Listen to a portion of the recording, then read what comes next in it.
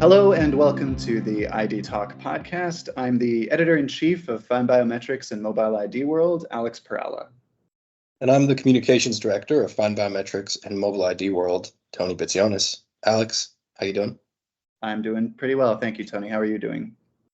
I'm doing well as well. I'm excited. I know we've got a busy show today, so should we just get rolling right into it?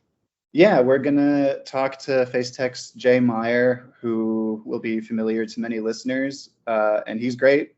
And I don't want to ramble on too long. I really want to get to him. But before we do, we should just highlight any crucial news that listeners need to know in case they missed it. So do you have anything at all you want to highlight before we move on? Yeah, I do. Real quick, it's been a big week for mobile ID and a couple of world's firsts. First of all, IDEMIA getting the world's first ISO mobile ID certification. That's for its MID reader and Verify SDK. And then Trinsic actually launched the world's first digital ID acceptance network in partnership with Yoti and Clear, among others. And then, of course, the EU's digital ID regulation came into force. This has all been happening over the last few days, and it's pretty big stuff. Yeah, big stuff, huge stuff going on in digital ID. Yeah, I agree. And I have a feeling that some of this might come up in our talk with Jay later. Before we get to him, is there anything that you want to cover? Just ScarJo. Scarlett Johansson took a stand against deepfakes. Really, it's drama with OpenAI. Probably everybody knows about this, but if you don't, it's a fun story. OpenAI had approached her about using her voice as its AI assistant that it was working on, and she said no. And then they launched an AI assistant that she thinks sounds quite a lot like her, and she's upset. And she kind of issued a long, pretty actually thoughtful statement about the threat of deepfake technology, which really shows how mainstream this is becoming. As a journalist, I can't be objective about this. I really love Scarlett Johansson. I think she's a great actress. So the less said, the better. But I think she's great. Have you seen Marriage Story? I haven't seen Marriage Story, only the memes. It's a great movie. It's actually very funny. Yeah. But people think of it as a very serious drama as well, which it is. But this is not a movie review podcast. This is a podcast about informing people about digital identity technology. So that's true. Maybe it's time to move on to a real expert in that domain and hear from Jay Meier. Do you want to talk to Jay? Yeah, man, let's do it. All right, let's do it. Okay, so we are very pleased to welcome to the show Jay Meier. He's an SVP with FaceTec. He's a really well-known industry consultant with Sage Capital. He's worked with the Cantera Initiative. He has a background on Wall Street. So he's an all-around expert. And if you're listening to this show, you probably know who he is. If you don't, then you're in for a treat, because Jay is a bona fide expert on biometrics and identity technology. So Jay, welcome to the show. Welcome, Jay. Hey guys, thanks for having me. Good to have you. So Jay, probably a lot of people listening know you best for the PKI fallacy idea that you've been talking about. So maybe we can just start there and move on from there. So just give us a reminder, a refresher of what this concept is and why it's so important. Okay. Well, identity management has been around forever. Biometrics have been around forever. The industry has evolved in a way because cryptography is what it is. It's essential and it's really good at what it does and what it's designed to do. And user authentication systems have evolved on their own, but not as quickly. So for a very long time, user authentication systems have been considered not very, they're probabilistic, and the probability of them being accurate is low. Okay. And so what's happened over the last 20 years or so is the entire identity management industry has focused almost exclusively on cryptographic identity management schemes, where a cryptographically secured credential of some type becomes a user authentication mechanism. All right. And that has happened in lieu of other technologies that are specifically designed for user verification and user authentication, like biometrics. Okay. So if you look at the identity schemes out there today, they're always about sending tokens and sending, X509 certificates and, PKI, asymmetric key pairs, et cetera, et cetera, et cetera. And when you say, well, what about biometrics? Those experts always say, yeah, it's not very reliable. It's probabilistic.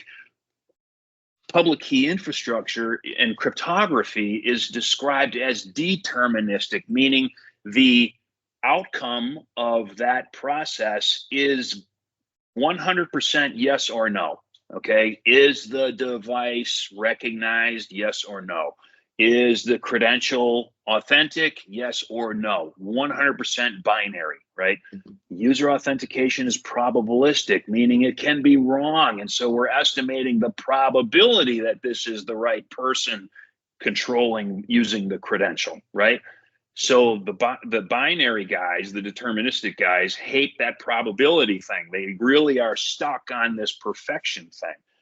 So the PKI fallacy was really a joke originally. I kind of said it as a joke and sort of give it to the PKI guys and make it kind of raise the attention that, hey, the vulnerabilities that we're seeing in identity management today are not about the cryptography. They're not about how the networks are set up. They're not about how information moves between devices and how you know if it's a recognized device or not. That's kind of a solved problem and has been for a long time, right?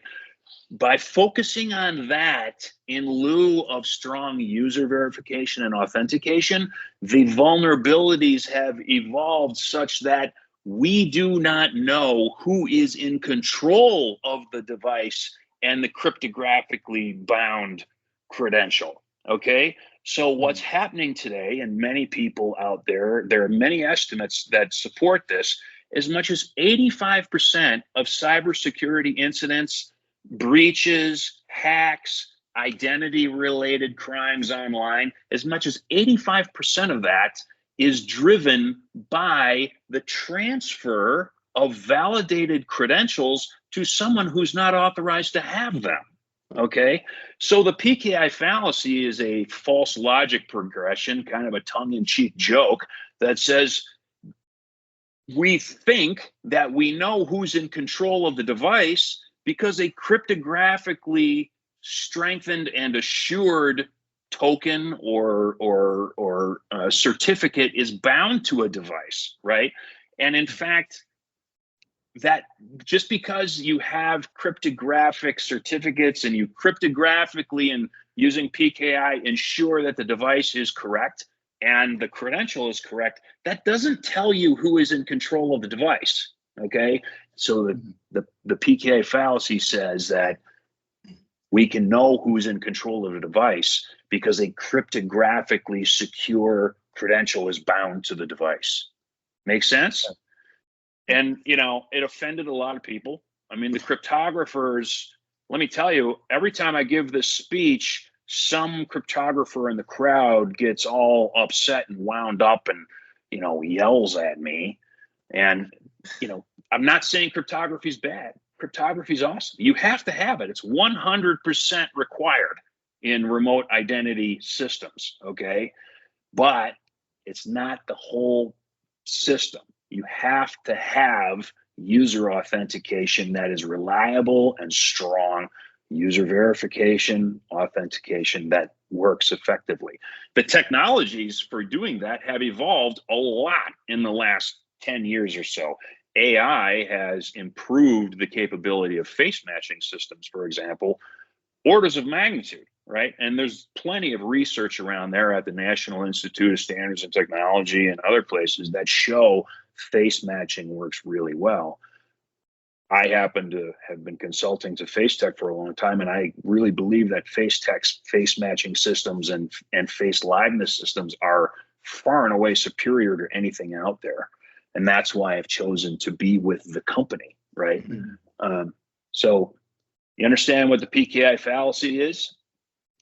Yeah, I think so. I kind of think of it like if I, am authenticating through my phone and somebody else gets my phone and somehow gets my PIN and just like re-registers their biometrics, the party that's using my phone is like, oh, that's Alex now. Like, it doesn't matter. Yeah. That is exactly it. The vulnerability. So we know what the PKI fallacy is, right?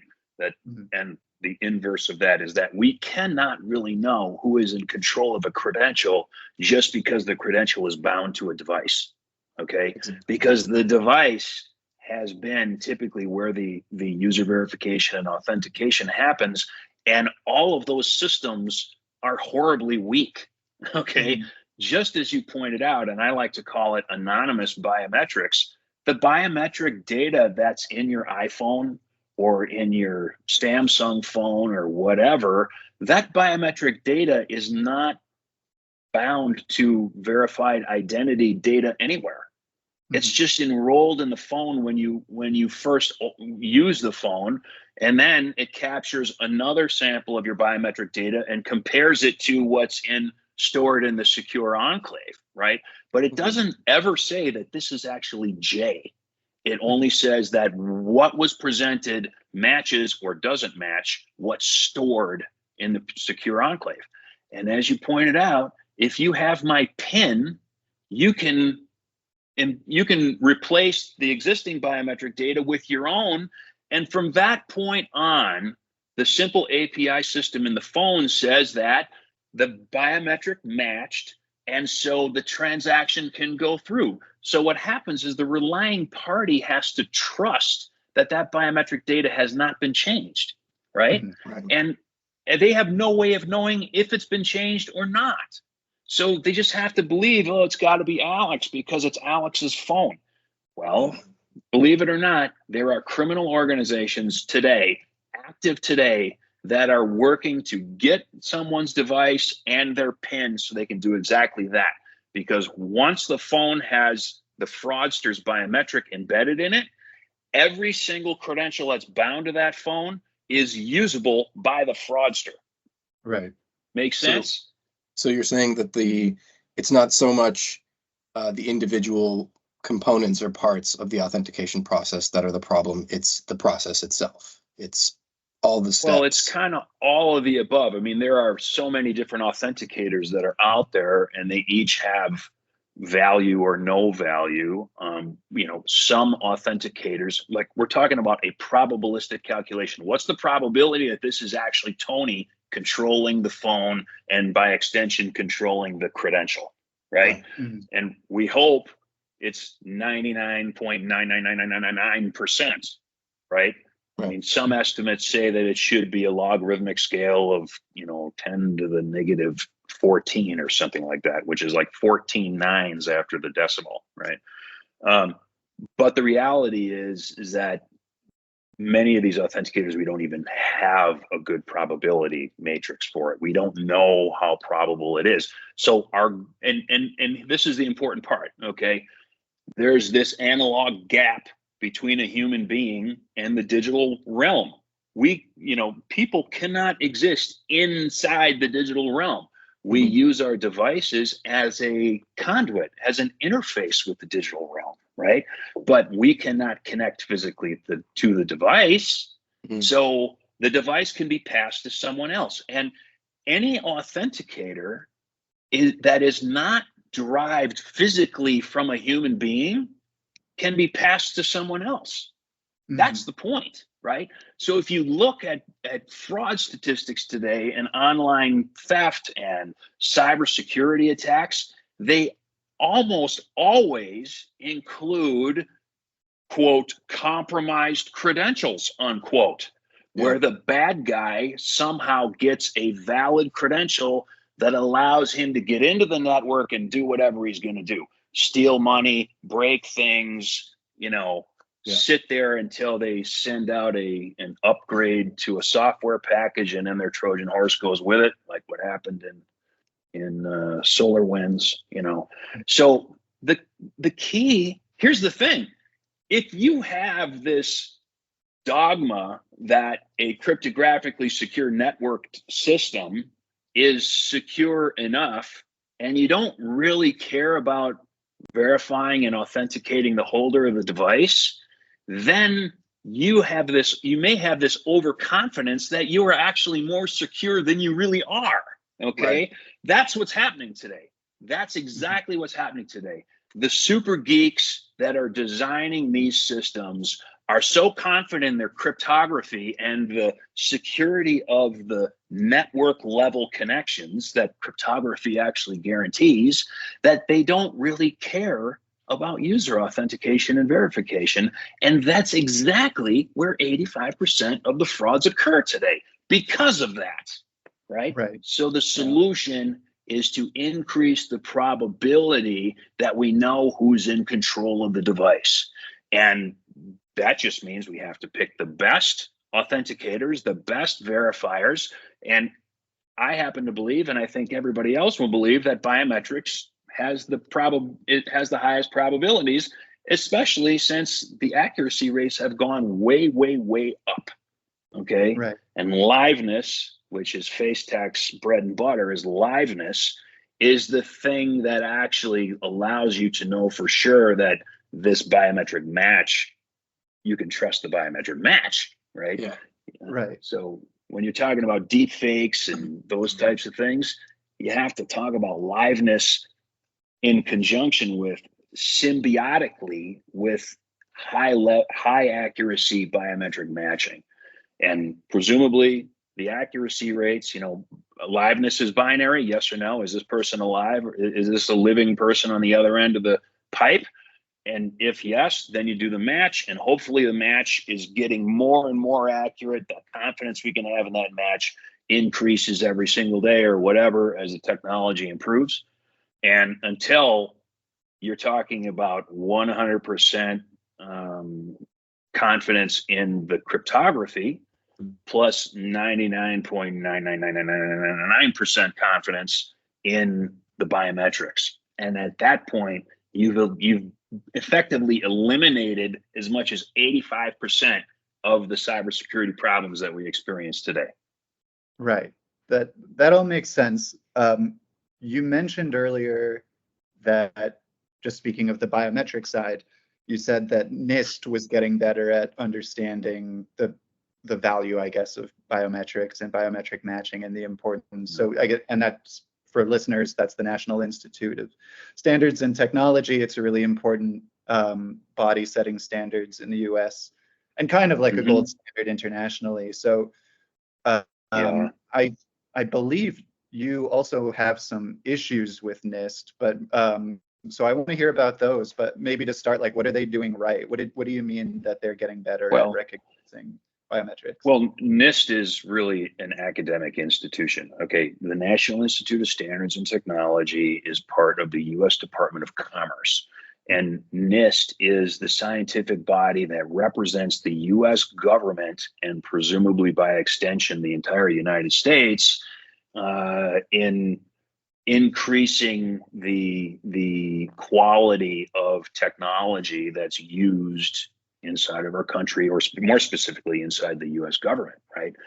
So after the September 11 hijackings, there was a bunch of laws that were passed, and one of them in 2004, I think it was, called the Enhanced Border Security and Visa Integrity Act.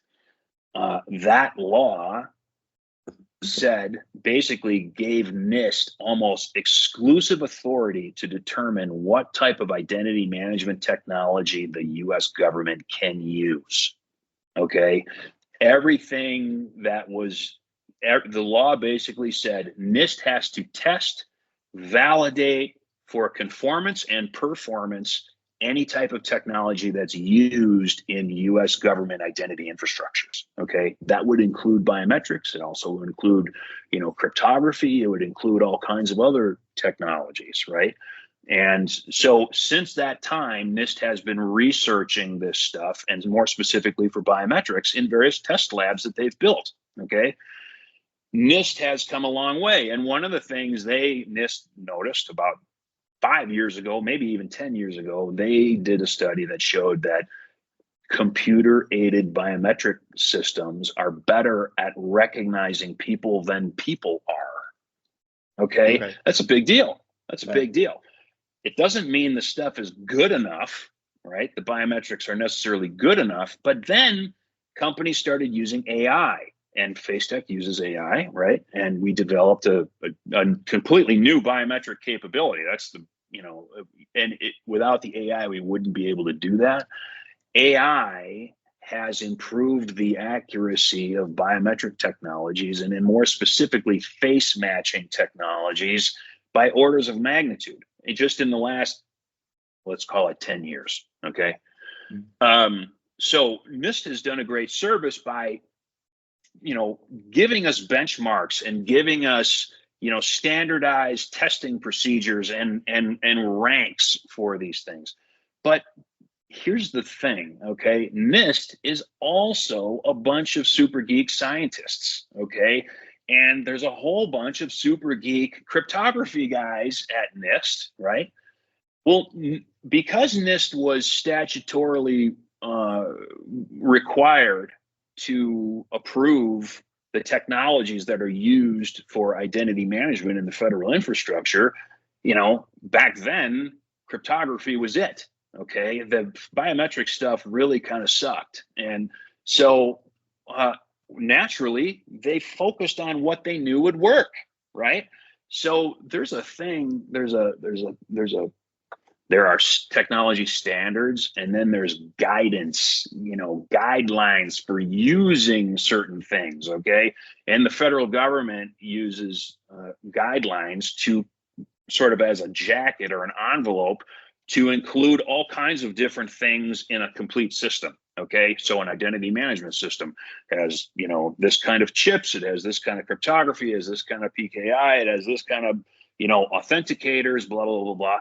And that guidance, that guideline is called Special Publication 800-63.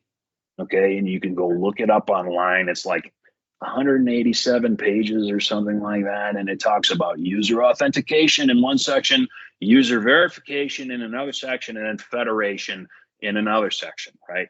And presumably every company that sells stuff to the United States government for use in the government infrastructure is supposed to comply with that. Understand?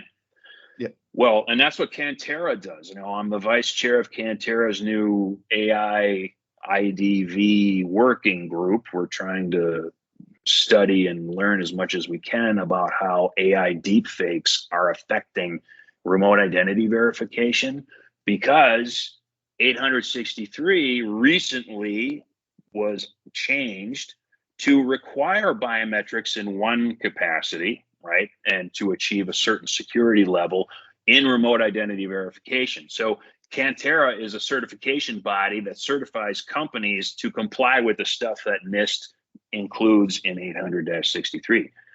Make sense? You following? Yeah. Okay. So one of the problems that I have with NIST is that 800-63 is just like our other identity management schemes. It is heavy on relying on cryptography and light on authentication. Okay. It basically says you must have this PKI, cryptography scenario. You have to comply with this, and this. And then on the biometric side, it literally says, well, I'm going to paraphrase. The document says, well, we know there's this stuff out there called biometrics, and a lot of people really like it. And so you can use it if you want, but we don't really trust it because of its probabilistic nature, right? And that's about as far as they go, right? I.e., they just a year ago said you have to use biometrics in this one capacity, so Cantera has to start certifying for biometrics in that one capacity, right? So it's changing. They're trying to catch up. But here's the thing. The biometrics that missed tests in their test labs are kind of old school, okay? They've been using the same data set for years and years and years. They've been testing biometric algorithms against the same data sets for years and years and years. And the thing about biometrics is that you can increase their accuracy and tune them to a data set, okay?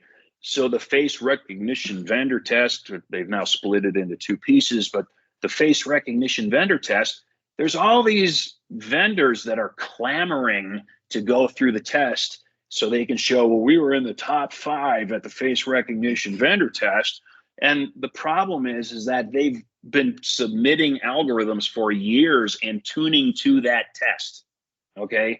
So the ranking in that test shows how good you are in that particular scenario, but it has almost nothing to do what happens in the real world, okay? So when you... sorry, this might be a weird tangent, but it just reminds me of that concept of teaching to the test, where there will be like a standardized test that students have to take, and like, so the teachers... That's exactly what it is. Memorize that's exactly what it is. And it becomes a marketing gimmick. You know, these companies come out and they announce stuff like, oh, we were number 2 in the FRVT test 2024 or whatever. And, you know, they're gotten a lot more accurate in that particular test capacity. But if you ask them how they work in the real world, you know, if you take that face matching system and you put it in a phone, right? How does it work outside in various weather with different skin tones, with different, you know, different environmental conditions and situations? The performance goes way down because they are not designed for that. Okay. And it wasn't until this year, really, maybe late last year and this year, that test labs are starting to test with what we call live capture, meaning they're having real people scan their faces and they're testing accuracy, right? That's now the test lab, and DHS just did some of that. We didn't participate in it because we don't think that test is very good either, right? But, you know, FaceTec, item number 2 is that FaceTec is a new kind of technology, right? FaceTec literally invented a new biometric, at least the way I think about it. And NIST cannot test us unless they do a live capture out in the field, right? We cannot participate in the test labs at NIST because of the way they're designed. And we're just begging them to fund an expansion into something else that allows us to participate, right? And we have a Spoof Bounty Program. We're the only biometric vendor on the planet in the history of biometrics that has its own Spoof Bounty Program, right? You can earn as much as $600,000 US if you can break our system, and you can start by going to, shameless plug, www.spoofbounty.com. So all you super geniuses, get in there and try and hack it, right? 150,000 of you guys have tried and you failed. All but two guys early on got in, but then we were able, it's research and development money that's well worth the expense, because we get to see what they did, right? Every security company on the planet goes through this stuff, except biometrics vendors, with the exception of FaceTec, right? So that's how we know how well our technology works. And we actually went through some independent testing in Australia that confirmed that we are way better than what else is out there, both in terms of liveness and accuracy and in terms of bias, right? Which is a big deal. So Jay, I think I went way off track. So sorry, what are we talking about? No, I got a couple. Well, one question. Oh, first of all, we'll put the link to the Spoof Bounty site in the description to the episode, and then Alex and I will throw $100 on top of that bounty, just to encourage more people to go and give it a shot. We're good for it. And just to be clear, FaceTec is not going to pay them the $100 on the side. No, that's going to be 100 Canadian dollars. So like $15 US. Yeah. I'm hoping to win my $100 back. I got faith in you. I think you can do it, I hope you Alex. do it. No, Jay, so you talked about how NIST is slowly changing its standards and its guidelines with regards to biometrics. What are the outside influences that are prompting it to do so, and why is it so far behind the times when it comes to biometrics? Why? Well, so Cantera has the ability to do that. We can say, you know what, NIST, whoever, you need ISO, you need to be on this problem, right? You need to address this, and we are currently establishing certification for this, right? And we need to work with you so we can set guidelines to what we're certifying. So there's some pressure there. 800-63, which I talked about before, it's open for edits. And see, a technology standard is fixed for 5 years per ISO, law, right? If they ratify a standard, it can't be changed in any way for 5 years. Okay. Yeah, it's true. So yeah, sorry. That just sounds kind of insane to me, but yeah. Well, it is insane, but there's a reason. I mean, the whole world starts to revolve around a standard, and if it changes every 15 minutes, all these organizations around the world are trying to comply with the standard from 15 minutes ago, and now you changed it. We have to start a whole R&D process over again. They have to have some stability of the standards, otherwise nobody would support them. Right? That's a good point. Yeah. The problem is, and this is a very, very good point, okay, that involves NIST amongst other places. The problem with liveness and testing for liveness is that there's virtually no standards for it. Okay. There is one standard that ISO ratified in 2017, I think, that basically is a standard for how to test liveness solutions for what are called presentation attacks. Okay, presentation attacks would be a kind of an attack where somebody holds up a picture of your face. When they're trying to get into your phone, they do the face matching thing and they hold up a picture of your face, and the face matching thing may let you in. If it, in many times it does let you in because the face matching sucks, right? So the standard was established in 2017 and really hasn't been changed since. Remember, it couldn't be changed for 5 years, right? So it hasn't really been changed, but the attack vectors change day by day, okay? Yeah. So now you hear about this thing called a deepfake injection attack, right? Which is where a hacker uses AI-based systems to create a very, very realistic image of your face or a video of you talking, interfacing online, or just a voice. They can mimic your voice. You can go on YouTube and see all kinds of funny things. Tom Cruise has been, he's been deep faked a gazillion times, and it's becoming a huge problem. Well, deep fakes can be a presentation attack, like on a super high resolution screen, like 8K screen. They can do pseudo 3-dimensionality and put it up against the camera, right? But the hackers have figured out that they can just bypass the biometric sensor altogether. They can use emulators, and it's called an injection attack, okay? So they just ignore the camera on the phone. They use technology to basically cut the camera out of the loop. And when the system says, okay, hold your face in front of the camera, they inject a video in there of their own face, very high resolution, presumably has all the characteristics that would allow the real person to get in, right? And so that's the newest wave of spoof attacks.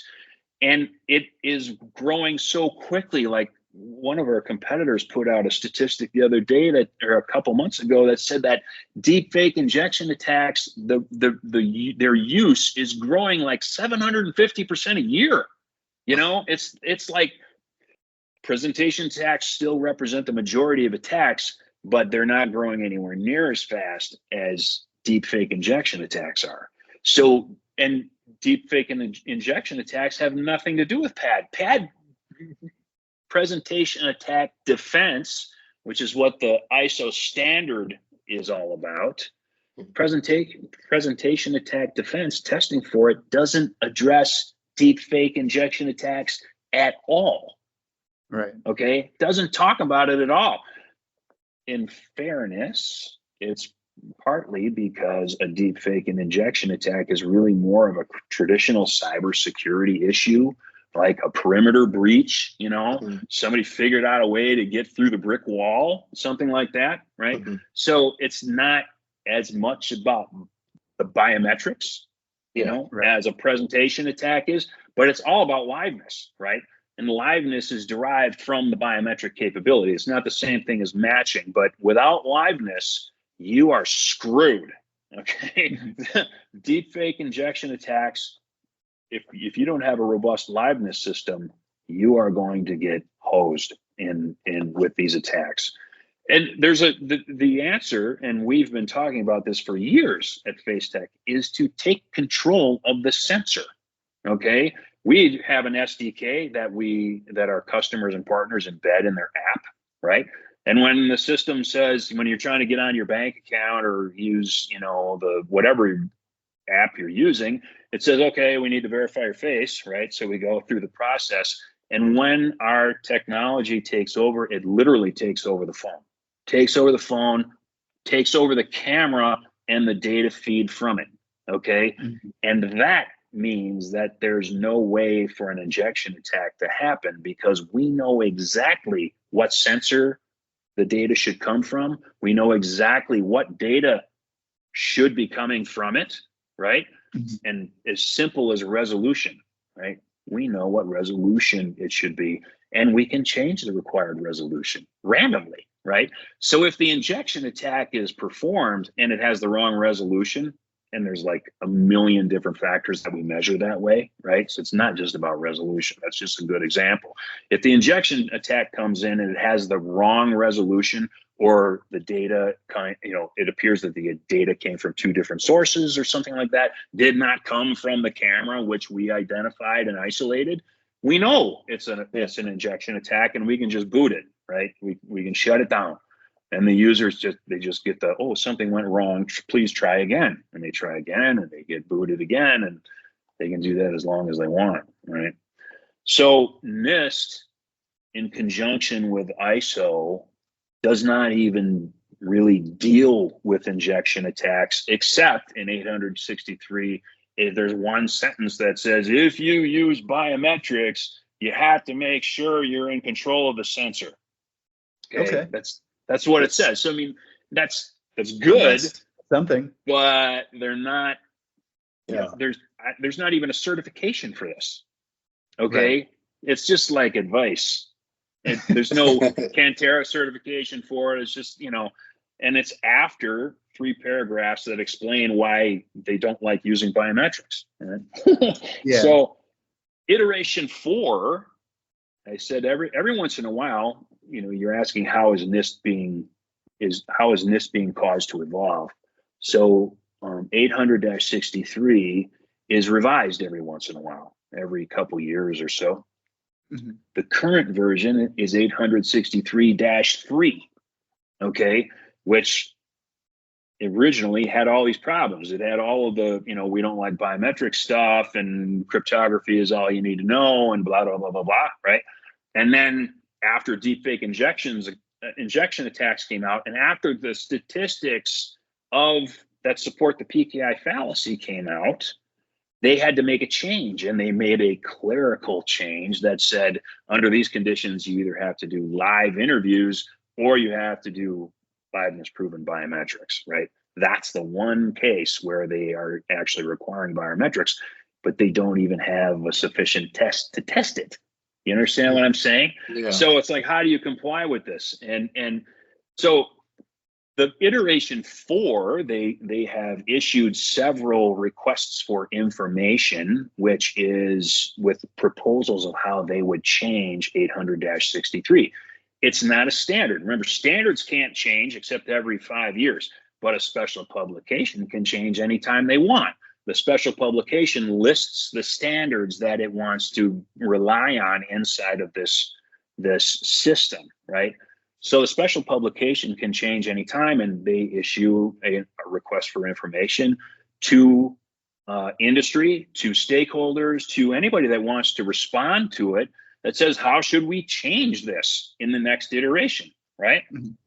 And of course, they've gotten something like 10,000 responses, literally like 10,000 responses. And they haven't said this officially, but the first RFI came out in like 2022, right? And it was supposed to, iteration 4 was supposed to come out in 2023, right? And about that same time, they did this clerical check, right? And then they said, well, we're postponing, iteration 4 for at least another year. And it looks like it's going to be 2 years before it's actually done. They issued another RFI because somebody in the administration, in the president's office, is afraid of face matching.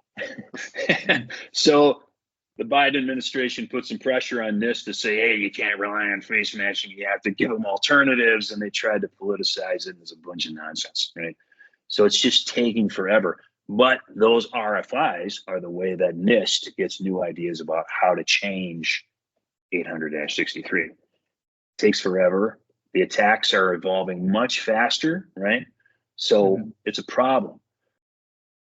And the same thing goes for these other systems, verifiable credentials and, self-sovereign, whatever that is. They have the same problems. They're so focused on this one capability, this one mechanism, that they're not willing to look at the other mechanisms that are required and actually solve the problems, the vast majority of the vulnerabilities out there today. Mm-hmm. It just takes forever. Meanwhile, trillions of dollars of frauds happen almost unencumbered today because of that. Make sense? Yeah, there's so much in there that I'm curious to ask you more about, but I know we don't have a ton of time left before you need to go. So thank you for coming on the show. Please come back again soon. Whenever you like. I mean, I'm available. That's my job, right? Is to talk with people like you and educate. Awesome. Well, thanks again, Jay. This has been great. Sure, guys. Thank you for the opportunity. I'll talk to you soon.